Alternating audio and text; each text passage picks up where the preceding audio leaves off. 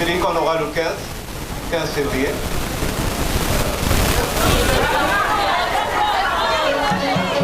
Amen. Alléluia. Si tu as un frère à tes côtés, dis frère, arrête de prier des hommes.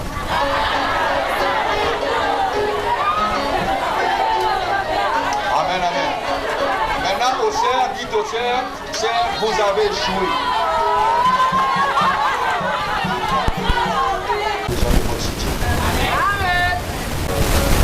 Et si tu n'as pas encore une demande, tu auras ta demande bientôt.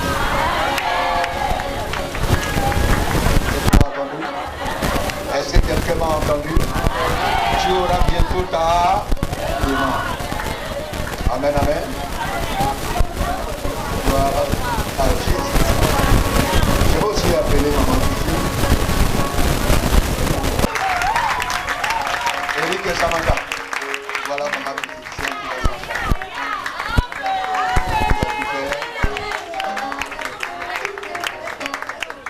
Amen. Merci beaucoup, nous acclamons le Seigneur. Ne vantez pas. Allez-y la voir, allez-y saluer, et voilà quelque chose à dire. Amen. Et pour ceux qui vont pouvoir continuer avec nous, c'est elle qui va vous suivre. Amen, amen. Donc à la fin du culte, après les salutations avec le département qui va s'occuper de vous pour s'entretenir un instant avec vous, elle va être là, elle va s'occuper de vous, elle va vous donner son numéro de téléphone, si possible, vous lui donnerez aussi le vôtre, pour que vous puissiez lui poser toutes les questions dont vous aurez besoin et lui demander toutes les informations et pour répondre. Amen. Merci beaucoup. Vous pouvez vous asseoir. Et nous devons les faciliter leur ministère. Amen. Alléluia. Donc si ces personnes nous demandent de nous asseoir à un certain endroit, nous devons nous asseoir là où nous devons nous asseoir. Et si tu ne peux pas t'asseoir là, explique-les poliment pourquoi tu ne peux pas le faire. Peut-être que tu as un enfant, pas capable que tu sois d'abord, explique poliment. Amen. Vraiment, devant le Seigneur, j'aimerais que ça soit clair pour nous tous. Nous devons du respect, nous devons du respect les uns les autres. Surtout ceux-là qui servent. Vous ne savez pas ce que ça fait ici. Qui tout souvent ils sont aussi avant nous et qui partent aussi avant nous. Et tous ceux que nous sommes en train de faire, ils sont beaucoup. Amen, amen. Donc facilitons-les leur travail et prions pour eux aussi pour que Dieu les bénisse. Merci beaucoup pour nous asseoir. À la fin du culte aussi, nous aurons une réunion. Amen. Après les partenaires, j'aurai une petite réunion avec eux. Et pour tous les responsables de l'église Père Fertile, demain, à partir de 19h, nous aurons une réunion. Que Dieu vous bénisse. Samedi ou à vendredi, je commence à prier. Je commence à demander à Dieu, Seigneur, quand je vais partir à l'église, je pars. Il commence à me parler à la maison, mais quand je pars à l'église, il me parle encore. Il confirme ce qu'il m'a dit dans la semaine. Et souvent, j'ai fait le partage avec l'homme de Dieu. Et quand on arrive à l'église, le pasteur va forcément parler dans ce que j'avais déjà reçu. Alors, ne venez plus à l'église sans prier pour que Dieu vous parle. Il faut toujours prier avant de venir. Demandez à Dieu de te parler. Même si celui qui prêche, sa tête ne te revient pas. Comme un jour je veux faire ce témoignage, comme je dis que le temps va prier tout chaque mois parce qu'on avait déjà limité mon temps. Un jour, je suis partie à l'église où prient mes filles, où elles sont en train de servir le Seigneur. C'est le fils qui a ouvert une autre église, mais le père a le regard dedans. Alléluia. C'est pas comme nous ici en Afrique. Dès qu'un fils ouvre l'église, il abandonne son père. Mais là-bas, ce n'est pas la même chose. Quand un fils ouvre une église, son père a le droit de regarder, il vient prêcher, il vient contrôler tout ce qui s'est fait. Et donc mes filles ont choisi d'aller prier chez le fils et nous sommes restés chez le père. Ce qui fait que le dimanche, quand je ne peux pas partir avec papa, oui, avec son fils spirituel, ce n'est pas le fils de sang, mais son fils spirituel. Donc, quand un dimanche, je ne suis pas partie chez le père, alors je suis partie avec mes filles chez le fils spirituel de Claude Hout. Arrivé là-bas, le prédicateur c'était un haïtien. Et chez nous, au Canada, les Haïtiens, ils sont traités... Mais pardon. Que Dieu me pardonne, je ne veux pas dire ça. En tout cas, c'est pas vrai, puisque ça passe en direct, je ne veux pas dire ça. Alléluia. Donc, ce n'est pas des gens qui sont vraiment considérés par la société. Mais, c'était un Haïtien qui était en train de pécher. Et puis, je vais comme... Qu'est-ce qu'il va raconter? Et tout. Quand il a commencé son message, ne semblait à rien du tout. Mais au fur et à mesure qu'il prêchait, Dieu confirmait vraiment ce qu'il m'avait déjà dit la semaine. Et Dieu ajoutait même encore des éléments à mon exorcisme. Alors j'étais comme répété, je dis Seigneur, pardonne-moi. Il faut juger vite. Voici la bonne rupture. Alléluia. Parce que j'ai d'abord demandé à Dieu, et c'est pourquoi il m'a parlé. Et je vais émerveiller. Donc quand vous venez de la présence de Dieu, priez d'abord avant de venir. Demandez à Dieu de vous parler. Assurément, je vous assure qu'il va vous parler. Toutes les fois que j'ai procédé de la même manière, le Seigneur m'a toujours parlé. Quel que soit le prédicateur. Amen. Moi, je n'ai pas de prédicateur préféré. Mais mon prédicateur préféré est celui qui me donne la parole de Dieu dont j'étais en train de chercher. C'est celui-là mon prédicateur préféré. En dehors du Saint-Esprit. Le meilleur enseignant. Ah, vraiment, il est super. C'est vraiment un meilleur enseignant. Je n'ai jamais vu quelqu'un qui enseigne comme le Saint-Esprit. Et j'aime ce Saint-Esprit. Parce que c'est lui qui apporte la révélation. C'est lui qui te dit ce qu'il faut dire et ce qu'il ne faut pas dire. C'est lui qui vient te visiter même quand tu dors. C'est le Saint-Esprit. Il est vraiment partout. Et Jésus-Christ a eu raison de nous dire qu'il était avantageux pour nous, que lui, Jésus, il part et que le Saint-Esprit reste avec nous. Qu'il vienne. Vraiment, il a eu raison. Et vraiment, cette expérience avec le Saint-Esprit me donne vraiment de la joie et une paix totale. Alléluia. Donc, sans plus tarder, notre thème, comme je disais, c'est la visitation divine. C'est le thème de l'année. Donc, la visitation divine, c'est toujours dans Luc, au chapitre 1, verset 68 à 80, j'ai pris. Donc, nous allons le lire ce matin. Pour ceux qui n'ont pas encore lu ce passage, est-ce qu'il y a quelqu'un qui n'a pas encore bien lu ce passage? Tout le monde a déjà lu. Tout le monde a déjà lu. Alléluia. Vous n'êtes plus le relire puisque tout le monde a déjà lu. La sœur Oli avait déjà parlé de quelque chose par rapport au service. Zacharie était un souverain sacrificateur cette année. Parmi les souverains sacrificateurs qui existaient, il était l'un d'eux. Et c'était son tour d'aller dans le lieu très saint.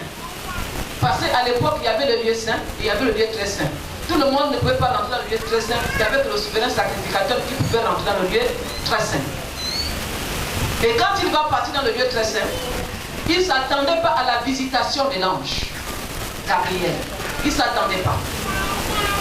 L'ange Gabriel va apparaître à l'intérieur et l'ange Gabriel va le parler. Va lui donner une bonne annonce, une bonne nouvelle.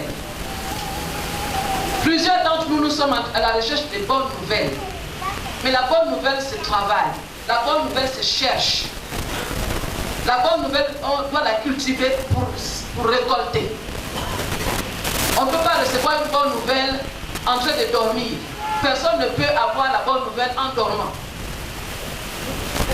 Voilà pourquoi Jésus-Christ, notre modèle par excellence, notre sauveur, il se réveillait très tôt le matin et il partait prier. Et il se couchait très tard dans la nuit parce qu'il devait chercher la face de son Père. Lui qui était Dieu, est-ce qu'il avait besoin de prier? Il n'avait pas besoin de prier. Donc la prière a une grande importance dans la vie du chrétien. Et je vois plusieurs chrétiens de nos jours. Peut-être que les pasteurs ne vous ont pas enseigné comment il faut prier. Mais je vous invite les vendredis à venir apprendre comment prier. Parler avec Dieu. Alléluia. Lorsque nous nous sommes convertis, on nous a enseigné sur la prière. C'était même la première chose qu'on t'enseigne quand tu t'es converti. Comment prier, parler avec Dieu. Et on nous a même donné même les cours. Comment prier, parler avec Dieu dans les cours des télé. Et cela est resté en nous. Zacharie, lui, il entre dans le lieu très saint où il était en train de parler avec Dieu. Et c'est là où l'ange vient le trouver là-bas. L'ange Gabriel. Il le trouve dans le lieu très saint et il lui donne la bonne nouvelle. Il annonce la bonne nouvelle. Comme Marie. Marie n'était pas dans la distraction. Marie était à un endroit précis. Et Dieu l'ange Gabriel est venu parler et donner la bonne nouvelle à Marie. Dieu n'a jamais pris quelqu'un qui est dans la distraction pour lui parler et donner une bonne nouvelle. Il a toujours trouvé des gens qui sont en train de faire quelque chose pour lui donner la bonne nouvelle. Alléluia. Comme la mère de Samson, elle était quoi dans le champ? Quand l'ange est venu le trouver là-bas, pour lui donner la bonne nouvelle. On ne pouvait pas prendre David pour la royauté s'il n'était pas en train de faire quelque chose.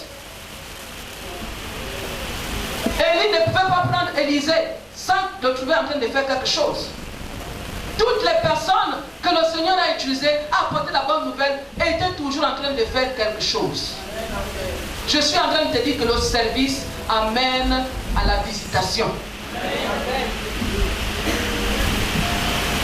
Quand le Seigneur te trouve en train de le servir, c'est alors que tu vas avoir une visitation de Dieu. Zacharie pouvait se décourager, comme disait déjà la sœur Oli, pouvait se décourager en se disant, je ne veux plus servir le Seigneur, parce que moi, je suis déjà vieux, ma femme est déjà vieille. Il y a des promesses, mais ça ne se réalise pas. Qu'est-ce que moi je dois faire? Je me décourage. Donc moi j'abandonne le service. Mais il était toujours au service de Dieu. Je t'encourage ce matin à être au service de Dieu, à ne pas te décourager parce que tu n'as pas encore été exaucé. C'est la persévérance qui paye. Anne n'a pas abandonné parce qu'elle partait avec ses offrandes que son mari, Elkana, lui donnait pour aller déposer. Elle qui était seule, sans enfant, elle qui pleurait, elle peut dire, je ne monte pas avec vous à Silo. Je ne monte pas avec vous. Garde tes offrandes, amène ta femme et tes enfants, moi je vais rester ici. Non. Anne a obéi à la coutume qui faisait que chaque année, on devait monter à Silo pour donner les offrandes. Et Anne est partie.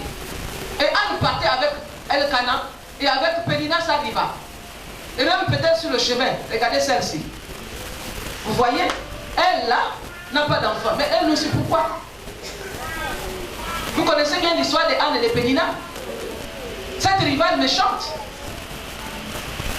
qui se moquait de l'autre parce qu'elle n'avait pas d'enfant. Bien aimé, laisse-moi te dire ce matin, toi qui as beaucoup pleuré,